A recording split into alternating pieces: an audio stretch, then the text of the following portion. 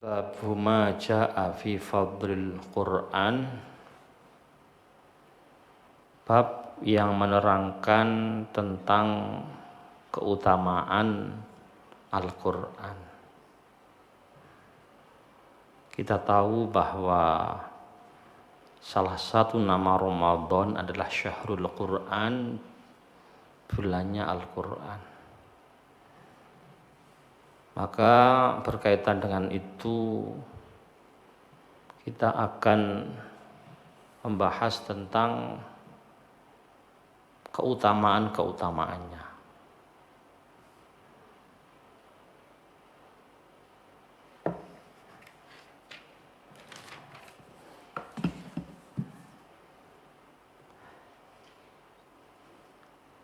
Qala haddatsana Muhammad bin Al-Fadl qala haddatsana Muhammad bin Ja'far qala haddatsana Ibrahim bin Yusuf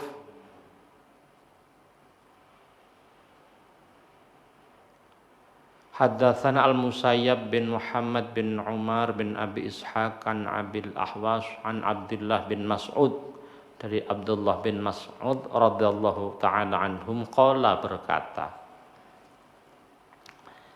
inna hadzal qur'ana ma'dubatullahi,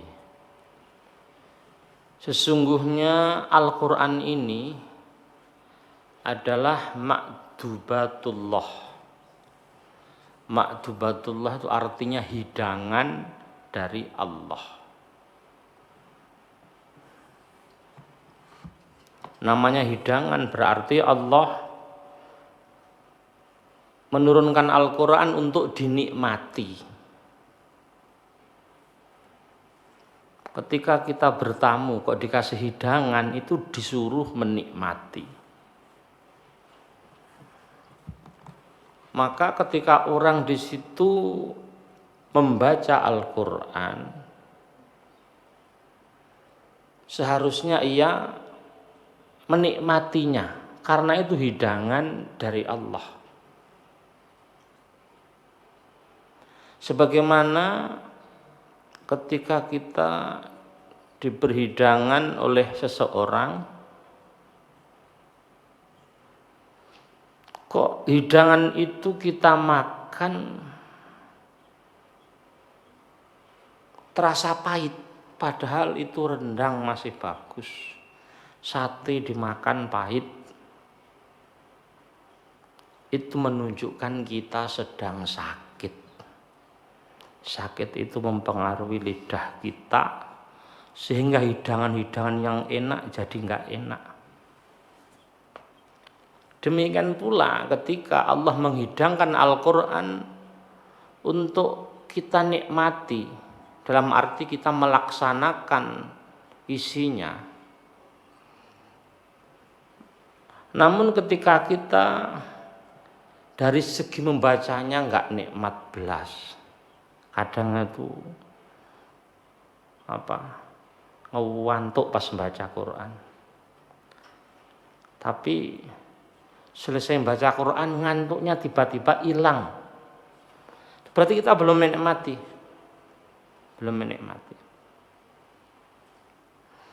Ketika Quran menghidangkan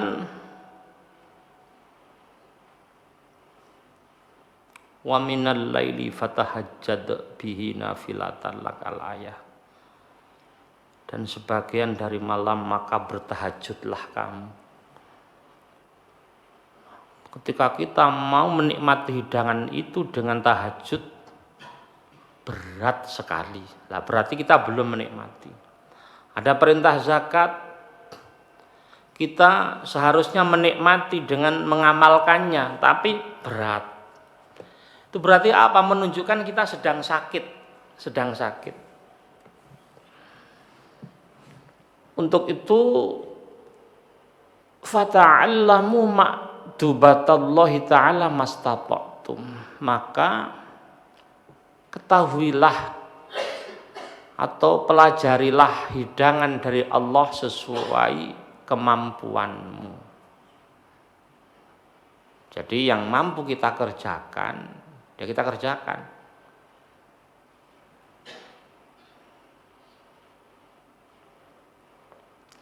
Inna hadzal Qur'ana hablullahil matin, sesungguhnya Al-Qur'an ini adalah tali Allah yang kokoh.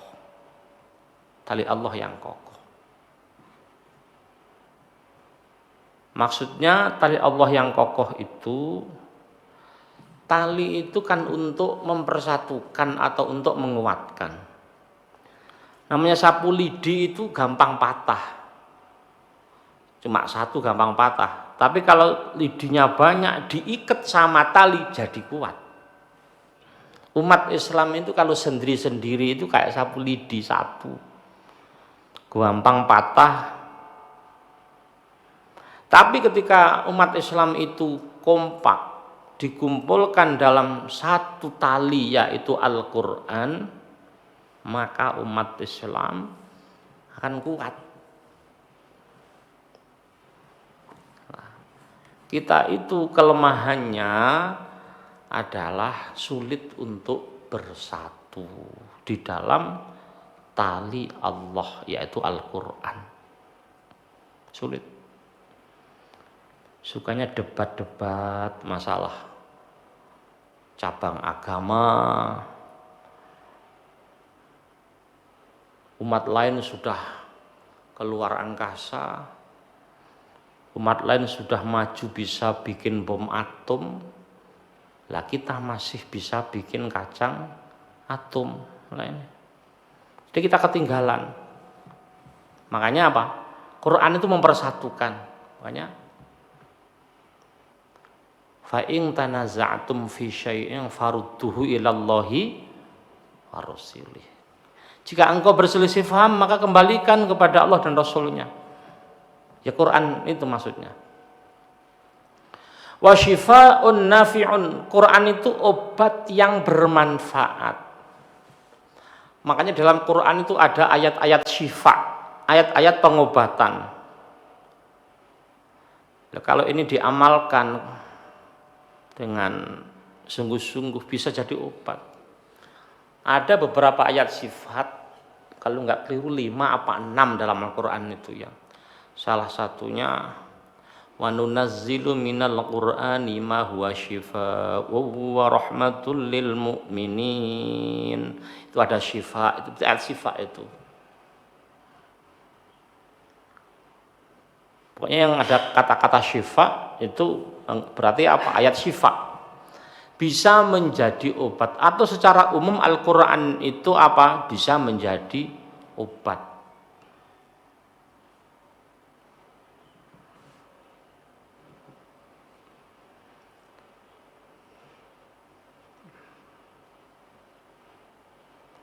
Wala tangqadi ajaibuhu.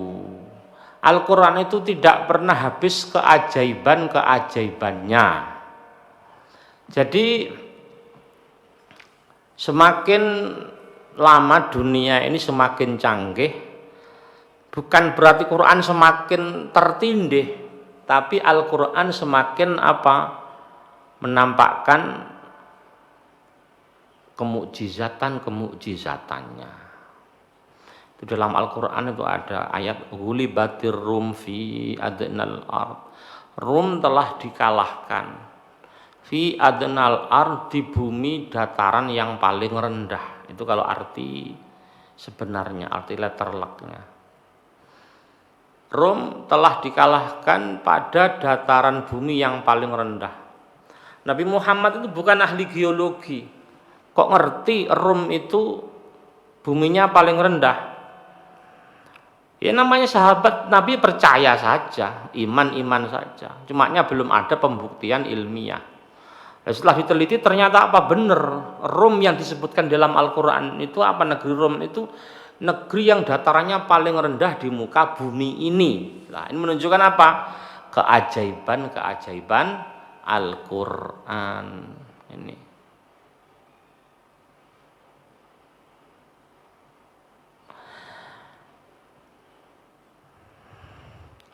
Wa an Abdullah bin Amr bin al-As qala man qara al-Qur'ana, siapa membaca Al-Qur'an, faka'annama udrijatun nubuwatu baina jambaihi illa annahu la yuha ilaih.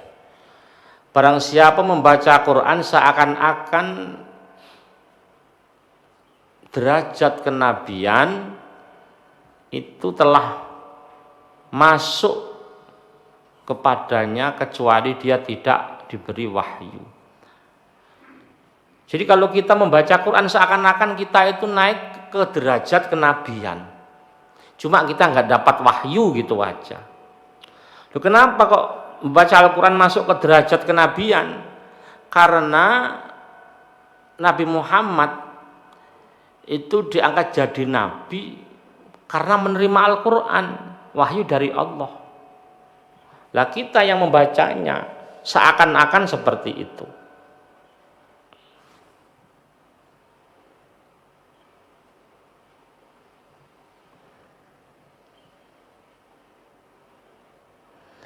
Waman qara'al Qur'an fara'an ahadan min khalqillahi ta'ala qad u'tiya afdhala mimma u'tiya faqad haqara ma 'azzamallahu wa 'azzama ma haqarallahu ta'ala. Jadi kalau ada orang baca Quran atau nekuni Quran atau jadi guru ngaji Quran, orang itu apa? Orang itu merasa ada profesi lain yang lebih utama daripada profesinya. Misalkan guru ngaji, minder. Kayaknya guru ngaji itu kok hina ya. Masih bagusan itu profesi pegawai negeri misalkan. Kok ada guru Quran kok mempunyai pikiran seperti itu, berarti apa? Dia telah merendahkan apa-apa yang Allah agungkan. Apa yang Allah agungkan itu? Guru ngaji. Khairukum man ta'allamal Qur'ana wa 'allamah. Sebaik-baik kamu adalah orang yang belajar Al-Qur'an wa 'allamah dan mengajarkannya. Jadi belajar dulu sampai bisa, setelah bisa baru diajarkan.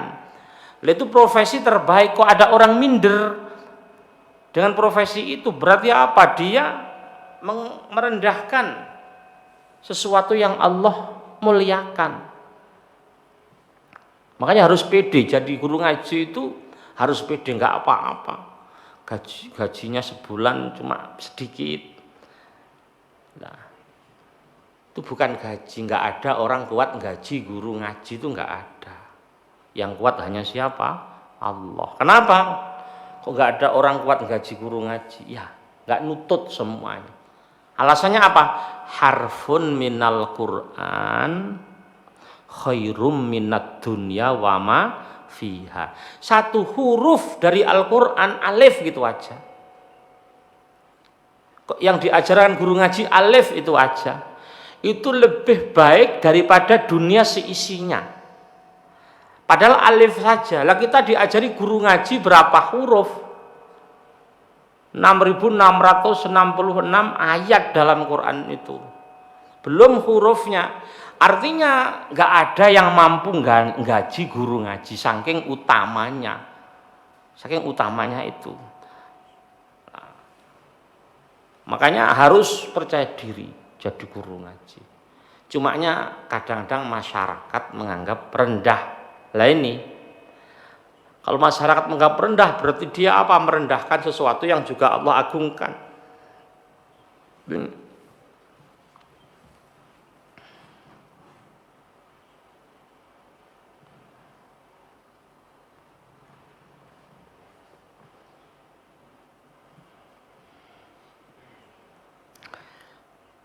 Warwa Mu'adz bin Jabal radhiyallahu ta'ala anhu anin Nabi dari Nabi Muhammad sallallahu alaihi wasallam qala berkata, salasatun humul ghuraba fid dunya. Ada 3 oknum ya, mereka itu ghuraba fid dunya, asing di dunia. Asing. Ya aneh lah gampangnya. Apa itu? Al-Qur'anu fi jawfidz zalim, Quran di dalam rongganya orang zalim. Maksudnya apa Quran di dalam rongganya orang zalim? Ada orang mempelajari Al-Qur'an bukan untuk mendapatkan ilmu yang berkah manfaat, tapi ada orang belajar Al-Qur'an untuk digunakan tujuan lain. Contohnya dulu ada namanya Senuk Hogronya, seorang orientalis. Dia disewa oleh Belanda untuk memecah belah umat Islam. Dia dipondokkan ke Mekah. Sampai dia itu pinter sekali, agamanya kayak ulama gede lah. Terus pulang ke Aceh, dia terus bawa ke Aceh, diganti namanya Abdul Ghaffar. Di sana nikah dengan penduduk sana. Di situ ingin memecah belah rakyat Aceh yang sulit dipecah belah. Karena penjajah Belanda mau menghancurkan Aceh itu nggak kuat, karena masyarakatnya bersatu. Datang Senuk Hogronya, dia hafal Quran, pinter bahasa Arab. Terus dia di situ ngungkit-ngungkit perbedaan. Yang satu tahlil, satu enggak, satu kun, satu enggak, diungkit-ungkit lagi. Akhirnya masyarakat Aceh mulai berpecah.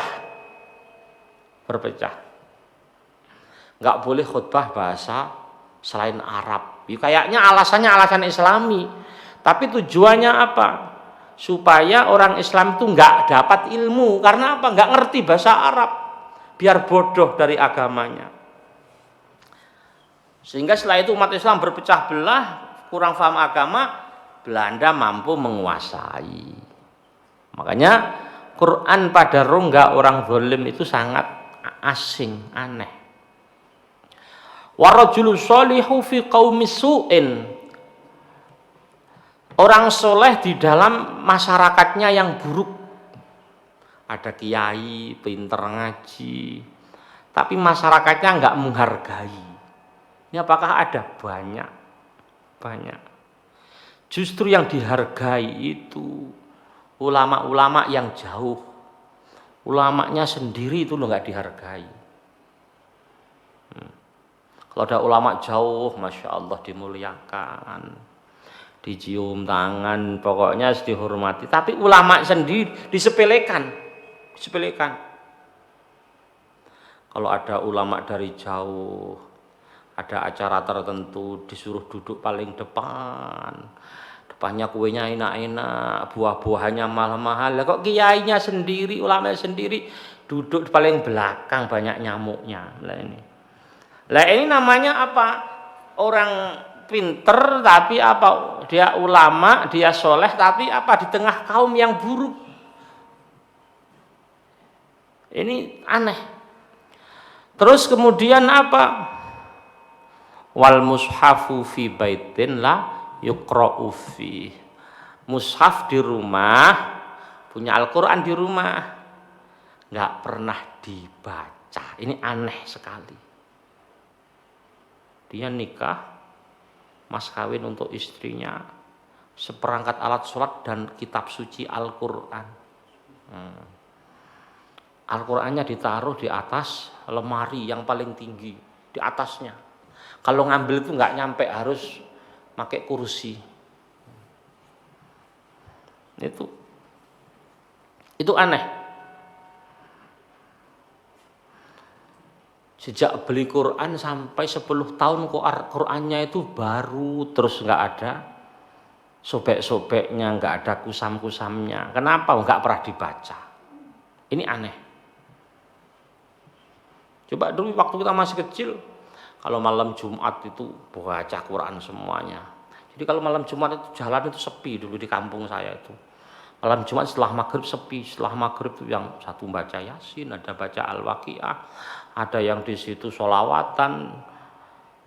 Lah, kenapa Quran dibaca? Sekarang nggak dibaca. Kenapa? Walaupun di rumah terdengar suara Quran, yang baca bukan tuan rumahnya, tapi handphonenya yang membaca. Handphonenya.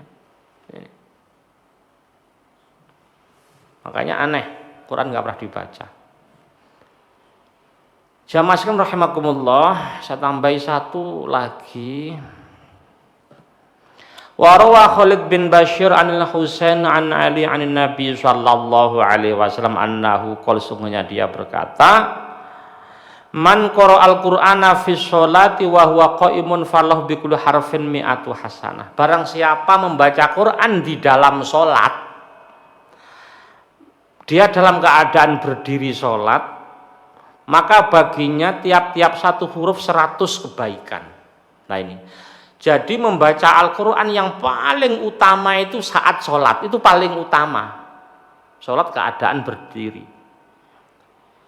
Jadi baca Quran setelah sholat bagus, tapi lebih utama saat sholat.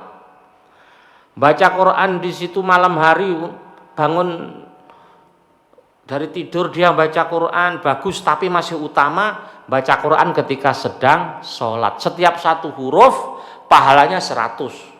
Satu huruf, bukan satu lafaz, bukan satu ayat.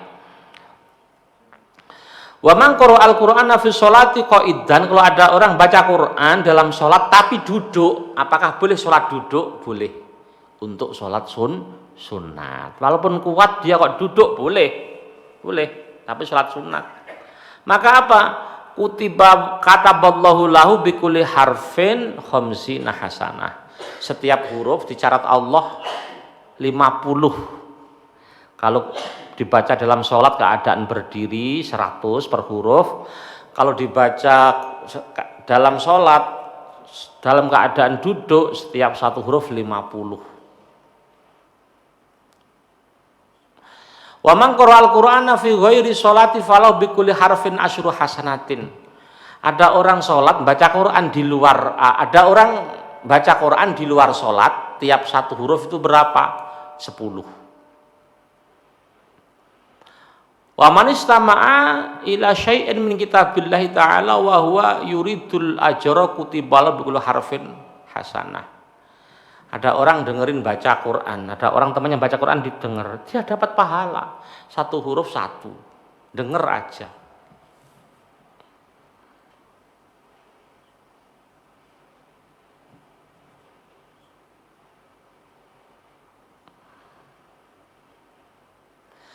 Wa man qara'al Qur'ana hatta yukhtimahu kanat lahu 'indallahi da'watun imma mu'ajjalatun wa imma mu'ajjalah.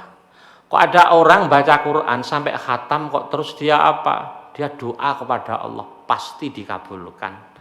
Entah cepat entah lama. Makanya ketika khataman itu waktu yang sangat manjur untuk berdoa. Di dalam kitab Al-Adhkar itu ketika ada orang khataman itu dihadiri ribuan malaikat. Dihadiri. Cuma kita nggak ngundang. Malaikat datang kalau ada khataman Quran itu. Terus doa ini sangat manjur diamini ribuan malaikat. Ini ribuan. Ya untung malaikat bukan manusia, kalau sampai ribuan datang ke kita kan palah kita repot menyiapkan konsumsinya kan ribuan, coba bayangkan. Nah, makanya ada hadis Nabi, ma a'malul afdal, apakah amal yang paling baik ya Rasulullah? Al-hillu wa rihlah, hil dan rihlah. Apa itu hil dan rihlah? Iftitahul Quran wa khatmuh, mulai membaca Al-Quran mulai dari surat Al-Fatihah wa khatmuh, dan menghatamkannya. Makanya kalau pas khataman Quran datang itu doa paling manjur, dan disunahkan orang khataman itu ya, orang yang khataman itu kata Imam Nawawi disunahkan itu misalkan sekarang khataman besoknya puasa. Sunnah puasa untuk menghatamkan Al-Quran. Jadi sehari sebelumnya puasa, setelah itu selesai baru khataman. Demikian yang bisa kita bahas tentang keutamaan Al-Quran. Mungkin dari sini ada jamaah yang mau bertanya atau menambahkan sesuai tema atau di luar tema. Monggo kalau ada. Sesuai tema atau di luar tema. Monggo. Waalaikumsalam warahmatullahi wabarakatuh. Iya.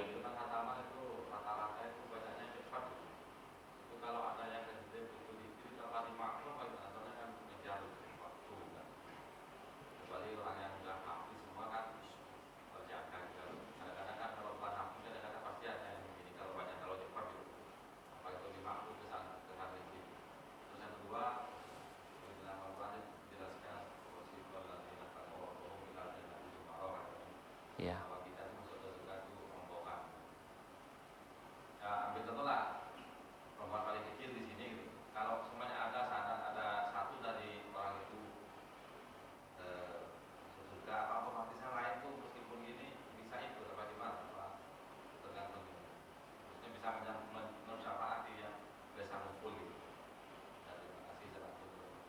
Waalaikumsalam.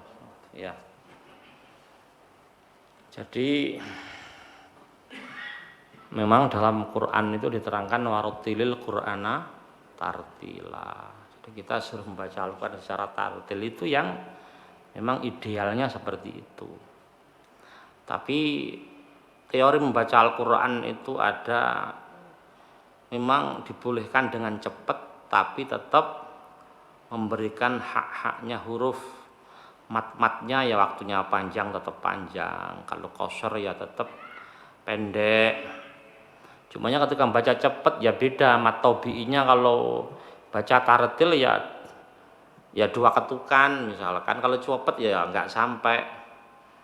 Tapi memang ada ulama yang membolehkan seperti itu, ya kayak orang terbiasa cepat misalkan dia di jalan tol.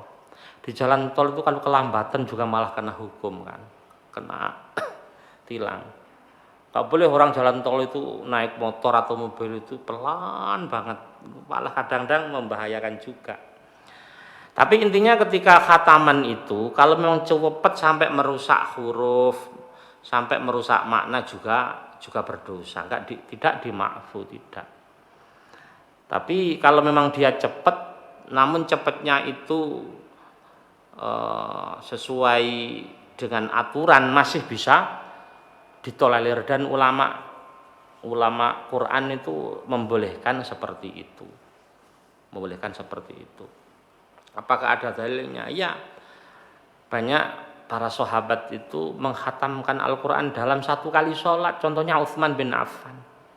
Berarti cepatnya kayak apa kan kita bayangkan seperti itu. Kita nggak bisa membayangkan. 1 kali sholat nggak tahu sholat apa. Cepat bisa khatam. Ada sahabat yang mengkhatamkan Quran ya sehari sekali. Itu ada. Berarti ya cepat kalau sehari sekali. Ada yang 3 hari sekali. Kalau bagi saya ya karena Quran itu suruh ditadaburi, afala ya tadabbarunal Quran, suruh kita mentadaburi Quran. Ya tartil saja pelan-pelan. Terus diangan-angan. Misalnya dapat 1 ayat belum paham maknanya, lihat terjemahnya, lihat tafsirnya, diangan-angan, dilanjutkan, itu lebih bagus. Tapi misalkan kok ada yang cepat, itu ada sahabat yang mempraktekkan seperti itu, yang penting enggak merusak aturan-aturannya, itu boleh. Kemudian masalah wasiqal ladzina amanu ilal jannati zumaro. Dan orang-orang beriman akan digiring ke surga, dihalau ke surga. Ayo surga. Maksudnya ini wasiko. Surga semuanya beriman surga, itu namanya wasiko, digiring, dihalau. Dihalau masuk surga, zumaro, keadaan berkelompok, keadaan rombongan. Apakah betul? Memang betul. Jadi orang masuk surga itu rombongan. Ini menunjukkan apa pentingnya berjamaah, pentingnya berkumpul, pentingnya terikat dalam satu perkumpulan yang positif, itu maksudnya. Lah rombongan kita kelak ikut siapa? Kita ikut rombongan siapa? Jadi rombongan itu ikut jamaah yang ia ikuti saat di dunia. Nah, kita ini punya jamaah, ini jamaah Al-Mujahidin, rajin sholat jamaah di sini, jamaah juga dalam majelis ilmu. Insya Allah kelak Anda semuanya, kita semuanya masuk surga bareng-bareng, insya Allah. Itu insya Allah, insya Allah. Lah, terus misalkan ada jamaah kita, dia ikut ikut pengajian, tapi dia kok misalkan masih agak kurang baik kurangnya, apakah ikut katut tersafaati, itu maksudnya gitu ya. Jadi begini,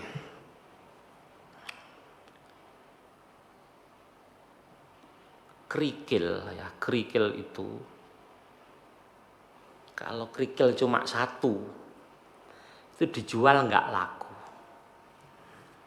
Kalau kerikil sendirian loh ya, lah di situ kerikil ngikut kacang hijau. Kacang hijau satu karung, kerikilnya itu kemasukan kerikil satu. Ketika kacang hijau itu ditimbang, taruhlah ditimbang 25 kilo satu karung, dijual, kerikilnya itu ngikut terjual juga. Nggak ketemu nyari kerikil satu di tengah-tengah. Nah demikian pula ketika ada salah satu jamaah dari kelompok kita, dia ya rajin jamaah, rajin ikut majelis taklim, kok ada yang mungkin kurang baik dikit, kepleset sedikit dalam perbuatannya. Kalau dia ngikuti kelompoknya orang-orang baik, insya Allah tercatat ikut baik. Tercatat ikut baik. Ini. Makanya itu hikmahnya berkelompok dengan orang-orang soleh. Ini hikmahnya.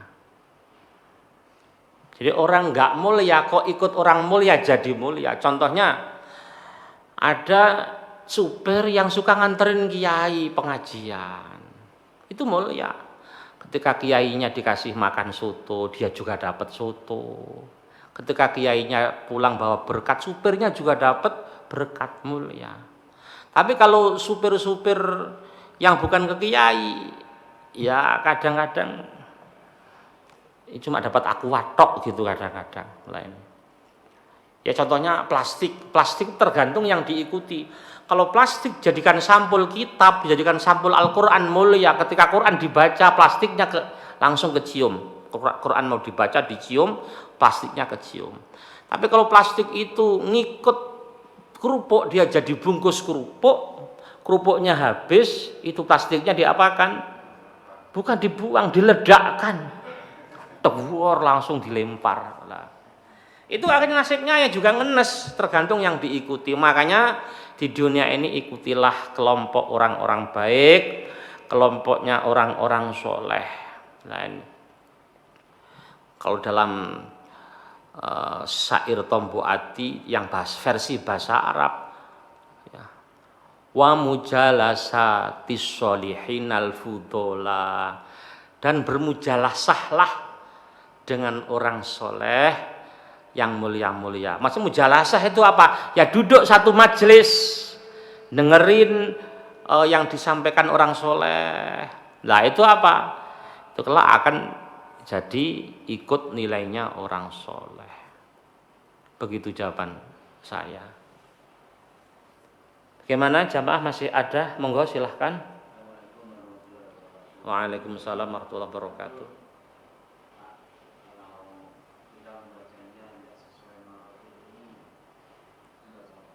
Oh ya. Dalam kitab Al-Jazariyah diterangkan wal akhdhu bit tajwidi hatmun lazimu malam yujawidil qur'ana athimu. Wal akhdhu utawi ngalap bit tajwidi kelawan tajwid iku hatmun wajib lazimu tur tetap lazim.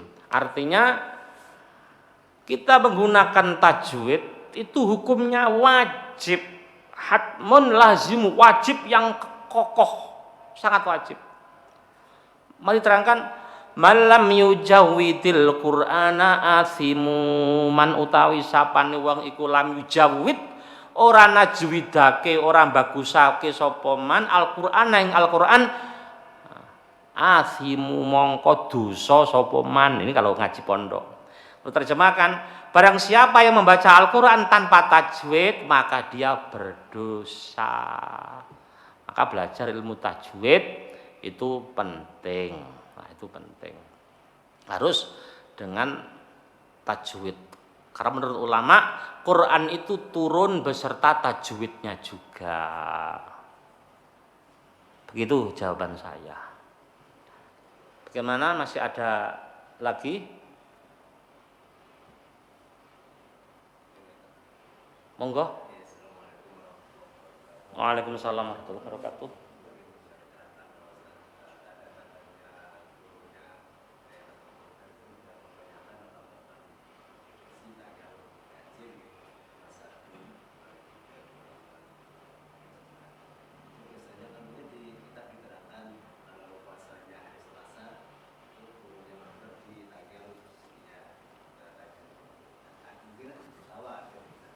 Iya. Kemudian orang yang sudah, orang yang dapat Lailatul Qadar itu apa ada alamat tersendiri pada orang yang merasakan yang dapat Lailatul Qadar. Kemudian dari kami ada cerita itu kalau yang bisa itu dapat Lailatul Qadar, entah itu siapa, ada ceritanya itu kalau ada buah mangga jatuh dari atas, aku tidak tahu. Turunnya itu langsung dimakan. Katanya ada yang mengatakan dapat kehidupan. Ya. Baik. Kebetulan kemarin dapat pertanyaan seperti itu. Saya terangkan lewat WA. Saya bacakan. Wa nukila an ba'di ahlil kasyfi an Abil Hasan Asyadzili. Dinukil dari sebagian ulama kasyaf. Kasyaf itu tahu yang gaib atas izin Allah. Diriwayatkan dari Abil Hasan Asyadzili. Di situ, in kana awwaluhul ahad falailatu tis'i wa ishrina. Kalau Ramadannya itu jatuh pada hari Minggu, maka Lailatul Qadar turun pada tanggal 29. Kemarin turun hari apa? Ramadan kemarin tanggal apa? Hari apa? Selasa. Berarti kalau menurut ini enggak masuk. Awil Itsnain fa'ida wa ishrina. Kalau turunnya hari Senin, apa itu Ramadan mulai Senin, awal Ramadan Senin, maka Lailatul Qadar tanggal 21 Ramadan. Awil Tsulatsa fasab'in wa ishrina. Kalau Ramadan itu mulainya hari Selasa, maka Lailatul Qadar jatuh pada tanggal 27. Lah. Kemarin kan Selasa ya. Mulainya Selasa itu ya. Insyaallah malam 27. Lah ini semalam kan malam 23. Insyaallah 4 hari lagi. Menurut ini loh ya. Ini 4 hari lagi siap-siap apa? Membawa wadah banyak-banyak biar dapat Lailatul Qadar. Kemudian wa'alabi'a fatis'a asyarah. Kalau awalnya Ramadan hari Rabu, maka Lailatul Qadar juga tanggal 29 Ramadan. Awal Khamis fa khamsun wa ishrina. Kalau Ramadan awalnya Kamis, maka tanggal 25 Ramadan turunnya Lailatul Qadar. Awal Jum'ah fa sabu asyarah. Kalau Jumat berarti apa? Lailatul Qadarnya tanggal 27. Awis Sabti fa salasatun wa ishrina. Kalau awal Ramadan hari Sabtu, maka Lailatul Qadar turun pada 23 Ramadan. Ini. Jadi itu keterangan-keterangan, cumanya semua itu rahasia Allah. Rahasia Allah. Jadi terus ciri-ciri orang dapat Lailatul Qadar itu memang ada yang mengatakan memang ada tanda-tanda yang kadang-kadang agak aneh menurut sebagian ulama. Jadi nggak boleh diceritakan ke siapa-siapa. Yang merasa angin nggak berhembus, ada yang mengatakan sungai itu apa, kok tiba-tiba mandek airnya. Mandek airnya karena pas Lailatul turun itu, bukan karena di situ airnya kekeringan atau enggak, bukan. Makanya diterangkan, jadi Al-Qadar itu artinya adalah malam yang sangat tenang, sehingga telah diteliti itu pas Lailatul Qadar turun itu satu bintang meteor pun enggak ada yang jatuh, karena pas tenang sekali, pas tenang. Nah, terus ciri-ciri gaibnya, tanda-tanda gaibnya, kok ada pohon mangga jatuh, kok terus dimakan dapat ilmu laduni, lah itu saya nggak pernah tahu dalilnya itu. Laduni yang mungkin ilate itu apa? Laduni, ilate itu suarane muni ini apa ya, juh lah itu kan. Itu saya nggak ada dalilnya, nggak tahu seperti itu. Nah, orang-orang zaman dahulu yang mungkin mohon maaf pemahamannya kurang, kalau pas malam-malam ganjil itu keluar ke halaman bawa kursi melihat ke atas saja, siapa tahu kejatuhan Lailatul Qadar. Nah, caranya untuk nyari Lailatul Qadar nggak seperti itu. Pertama, sholat maghrib isya berjamaah atau sholat subuh berjamaah, insya Allah peluangnya dapat.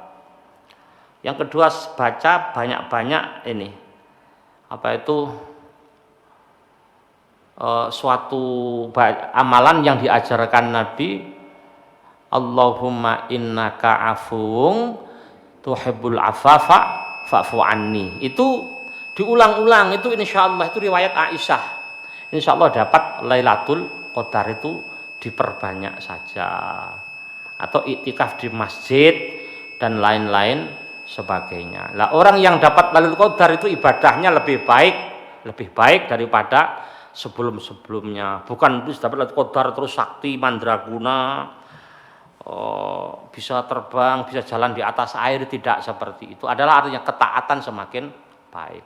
Mungkin begitu yang bisa saya sampaikan. Gimana? Ada pertanyaan sudah cukup? Oh, nggih, monggo. Waalaikumsalam warahmatullahi wabarakatuh. Ini berkenaan dengan masalah malam Lailatul Qadar yang tidak nikmat, berkenaan dengan di Indonesia kan ada dua versi kan Ustaz? Iya. Yang mulai hari Senin dan Selasa. Ini kan berarti yang pas bisa ketemu ganap, yang satu ketemu ganjil kan berlawanan nih. Iya. Karena mulainya yang tidak bersama. Iya. Mohon penjelasannya Ustaz. Terima kasih. Assalamualaikum warahmatullahi wabarakatuh. Waalaikumsalam warahmatullahi wabarakatuh. Ya, memang di Indonesia ada dua versi, Muhammadiyah dan NU serta pemerintah. Jadi ada yang tentu, ada yang genap, ada yang ganjil. Mana yang Allah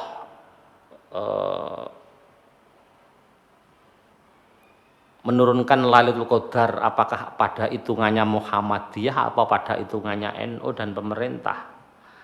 Yang tentu kalau keyakinan kita, kalau Allah itu, Rasulullah itu menyuruh kita berpuasa dengan melihat bulan. Ini hadis qot'i yang tidak multitafsir. Sudah pasti. Dalilnya jelas kok.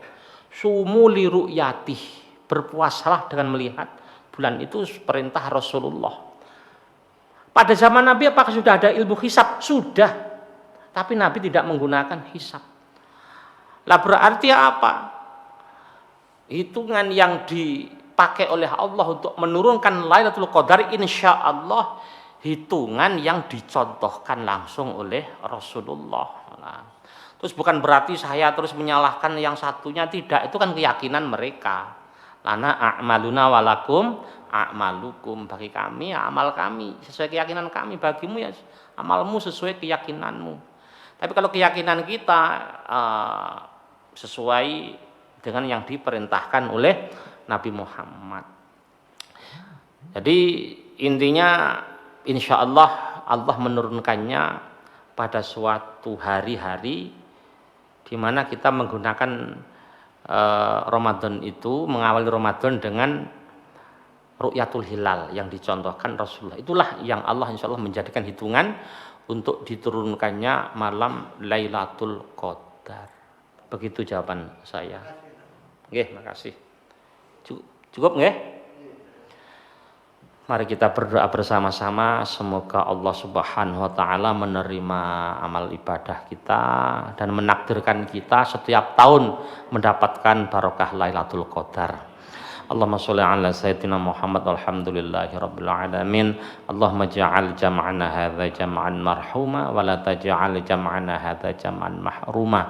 Rabbana la tuzigh qulubana ba'da idh hadaitana wa hab lana min ladunka rahmah innaka antal wahhab. Allahumma inna na'udzubika min ilmin la yanfa' wa qalbin la yakhsha wa 'amalin la yarfa' wa du'ain la yusma'. Allahumma sallim wa yassir lana fi kulli asfarina wa ahwalina wa umurina. Rabbana atina fid dunya hasanah wa fil akhirati hasanah wa qina adzabannar. Wa sallallahu ala sayyidina Muhammad wa ala alihi wa sahbihi wa baraka wa sallam. Alhamdulillahi rabbil alamin. Demikian yang bisa saya sampaikan, kurang lebihnya mohon maaf. Wassalamualaikum warahmatullahi wabarakatuh.